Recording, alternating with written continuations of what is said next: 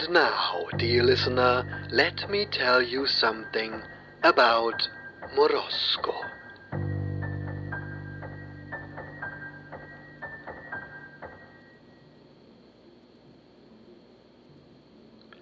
I saw him over winter, just after the war, the family waiting for the thick snow to thaw.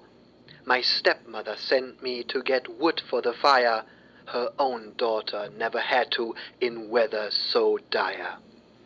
The forest was dark, even though 'twere midday. The sounds all around caused me dismay. Suddenly I heard quick steps on the track. Then there he was, dressed all in black. His hair was ice grey with a twinkle of blue. His suit, once purple, caked in soot from a flue. His face, like the moon, was curved like a crescent, and the teeth in his mouth were all sharp and unpleasant. He looked down at me from his incredible height, and when he spoke his high voice caused a terrible fright. "Where are you going, little girl, on a night such as this? Surely a thick woolen coat would not be amiss." I stammered and stuttered before I replied. My heart pounded faster, I could have just cried. But instead I responded and remembered good form. "Kind sir, well met, I am perfectly warm." He grinned, and a twinkle appeared in his eye. My, aren't you good, and so brave not to fly? You may call me Morozko," he said with a bow, removing his hat that was tall as our cow. "Are you quite sure you're warm, little girl?" he persisted. I nodded quite firmly. "Yes, I am," I insisted. His smile widened, his face filled with delight. "You really are ever so very polite." From behind him he dragged out a very large chest. He pulled back the lid, and I was very impressed, for inside were the most wonderful things, coats and dresses, a necklace and rings.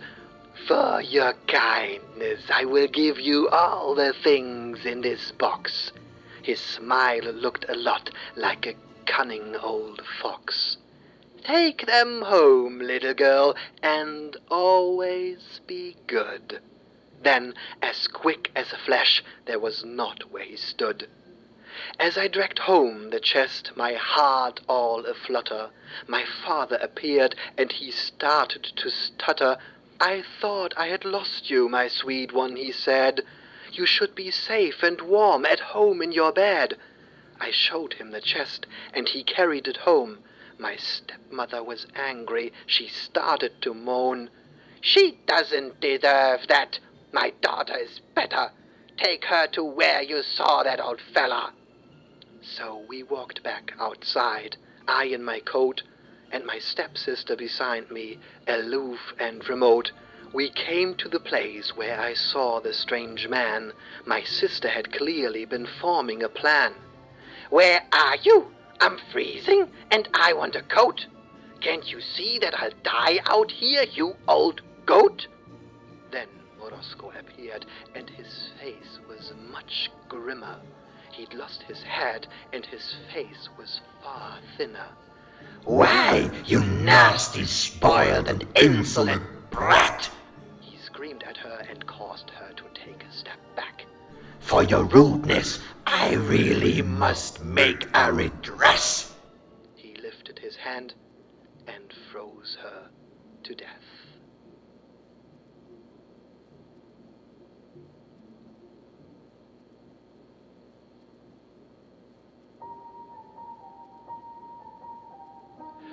Merry Christmas, happy holidays, and remember to always be good.